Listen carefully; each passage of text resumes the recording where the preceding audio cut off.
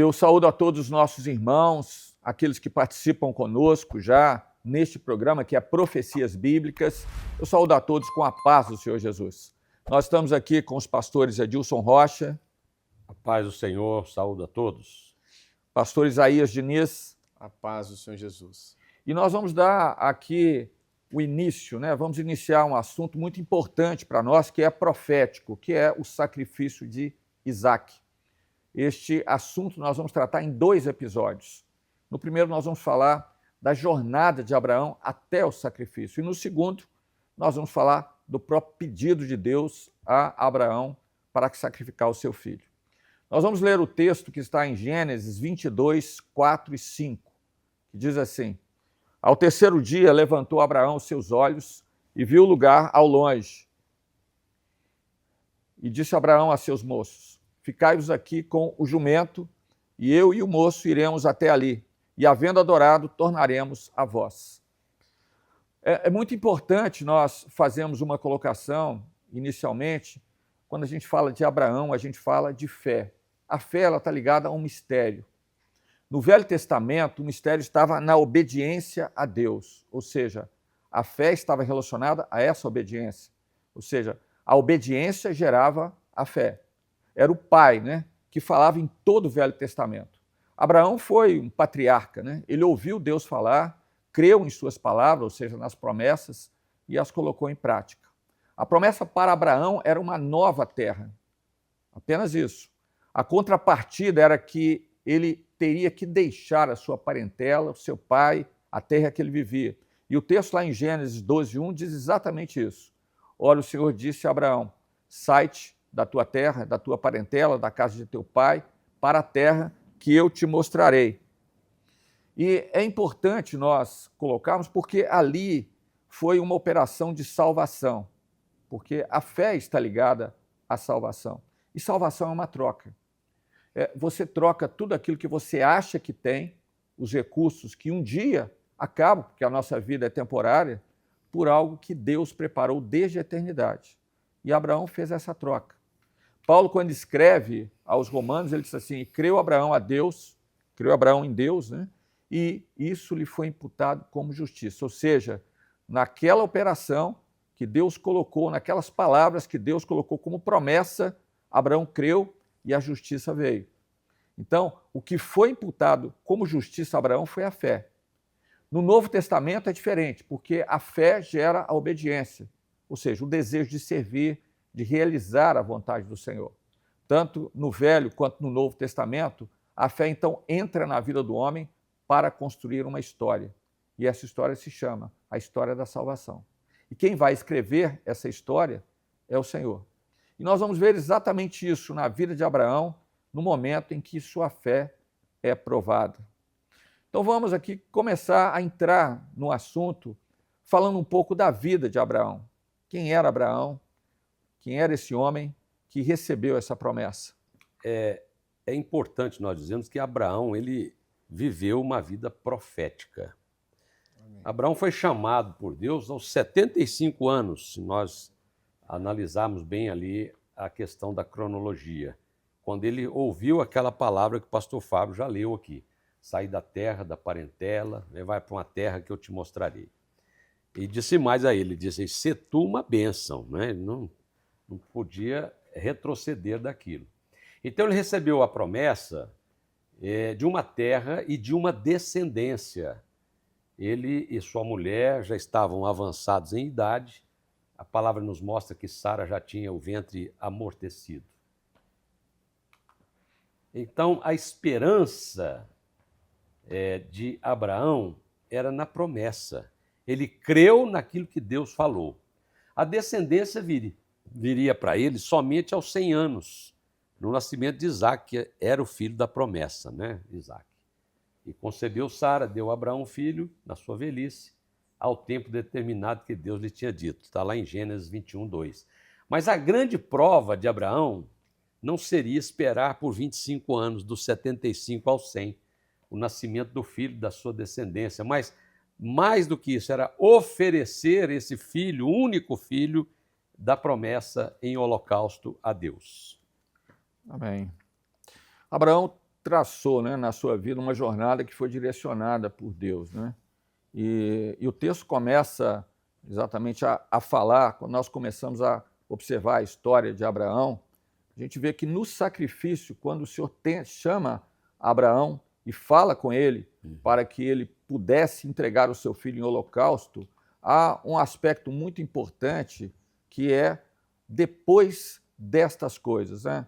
O texto que está relacionado aqui, que está em Gênesis 22:1, pastor Isaías podia trabalhar nesse sentido para nós entendermos essa colocação e o depois, né? Depois dessas coisas. A jornada profética de Abraão. O servo de Deus tem uma jornada profética. Tudo já está determinado por Deus, mas em especial neste texto citado pelos companheiros, em Gênesis 22:1, a palavra nos fala que aconteceu que depois dessas coisas, que tentou Deus a Abraão, disse a Abraão, e ele disse, eis-me aqui. Prontamente o desejo de ouvir, de seguir, mas há um detalhe nesse texto, quando fala que tentou Deus a Abraão. No hebraico, essa palavra tentar significa Deus pôs a Abraão à prova. E temos que lembrar também, quando a palavra nos fala no Novo Testamento em Tiago, que Deus ele não pode ser tentado pelo mal e ninguém a tenta.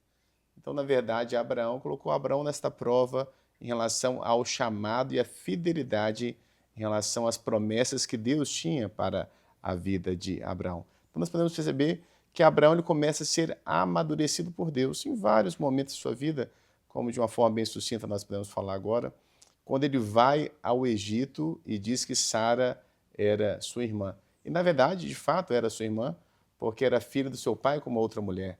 Mas ele ocultou, até por medo de Faraó, que ela era a sua esposa. Mas Deus também lhe opera temor no coração de Faraó para mostrar que Abraão estava sendo cuidado por Deus. Mais à frente, também o Senhor abençoou Abraão, quando ele resgata Ló, que tinha sido levado pelos reis, pelos 4 reis que tinham sido vitoriosos naquela batalha, ele consegue trazer Ló de volta para sua casa. Quando ele é abençoado ao retornar da batalha por Melquisedeque, ele entrega os dízimos a Melquisedeque e é abençoado por ele. Mais à frente também, quando Deus, em visão, ele destaca que a promessa estava viva para ele em relação à sua descendência, em Gênesis 15:1, quando o Senhor fala a Abraão, dizendo, não temas, Abraão, eu sou o teu escudo, o teu grandíssimo galardão. Ainda quando Abraão ele aceita e cede a proposta de Sara, e ele tem um filho com Agar, é o filho com Agar que é Ismael, quando ele tinha 86 anos de idade. Mais à frente, aos 99 anos de idade, o nome dele é mudado, e de Sara também, de Sarai passa a Sara, e de Abrão passa a ser Abraão. Quantas promessas! Quando ele recebe 3 anjos que lhe anunciam o nascimento de Isaque, está registrado em Gênesis capítulo 18. Mais à frente ainda, quando ele intercede por Ló, na destruição de Sodoma e Gomorra, e tantas outras promessas, quando não só de Isaque, quando Isaque nasce e ele despede Agar e Ismael, porque a herança seria para Isaque. Podemos ver uma vida profética, como que esse servo, ao longo dos anos, ao longo dessas passagens, ele obedeceu e pôde ver tão prontamente aquilo que Deus, de fato, tinha separado para a sua vida. Abraão viveu uma vida profética, na obediência, no atendimento àquilo que Deus tinha para a sua vida. É muito racionalmente, se nós observarmos aquilo que Deus falou a ele lá no chamado, em Gênesis 12:1, como nós já falamos aqui, levanta-te, sai da tua terra, no meio da tua parentela, para a terra que eu hei de te dar. Ele não sabia que terra que era aquela. Então ele deixou tudo porque ele ouviu a voz do Senhor. E como o pastor Isaías colocou, ele teve um amadurecimento na sua vida. Mas a profecia estava presente na vida de Abraão. Pastor Edilson. Presente em tudo, né?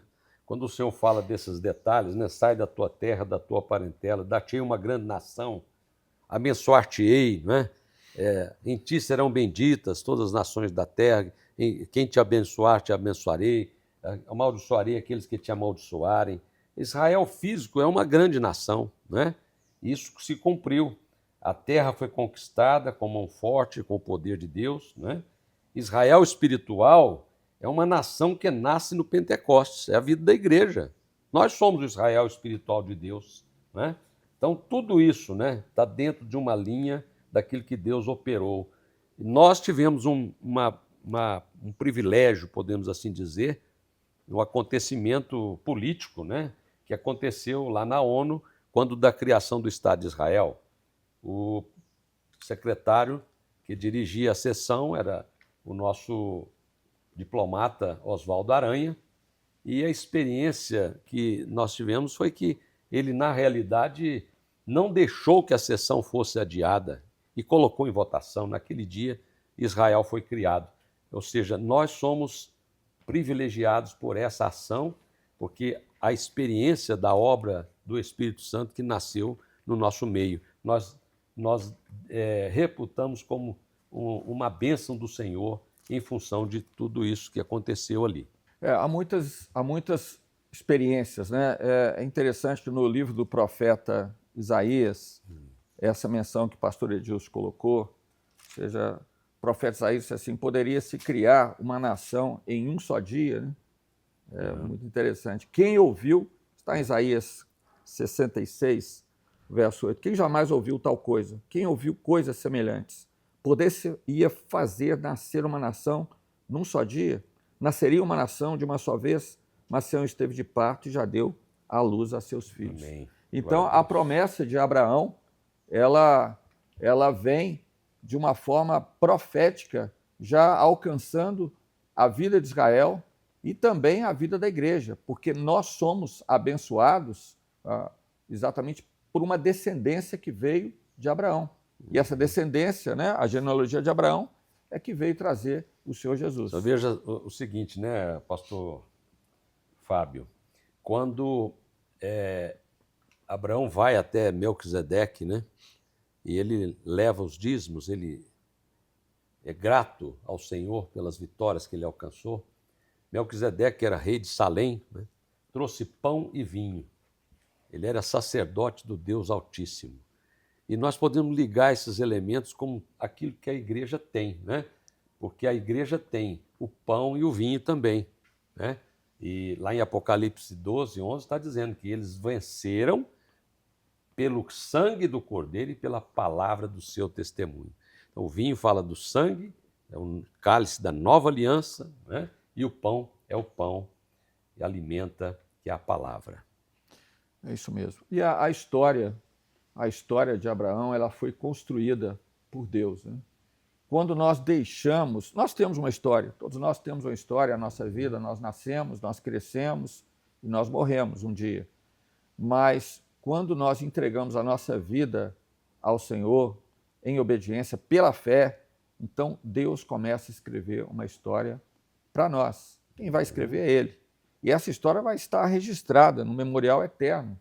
O profeta Zacarias, né, registra isso, memorial eterno, o profeta Malaquias, um memorial eterno diante de Deus. Todos os atos de justiça dele começam a se cumprir na nossa vida. E essa história vai sendo registrada. E Abraão chegou até aquele momento, né, que nós vamos ver isso no próximo episódio, no momento em que a sua fé é provada. E o texto diz, o pastor Isaías referenciou, né, depois dessas coisas, ou seja, é depois daquilo que ele já havia provado na presença do Senhor.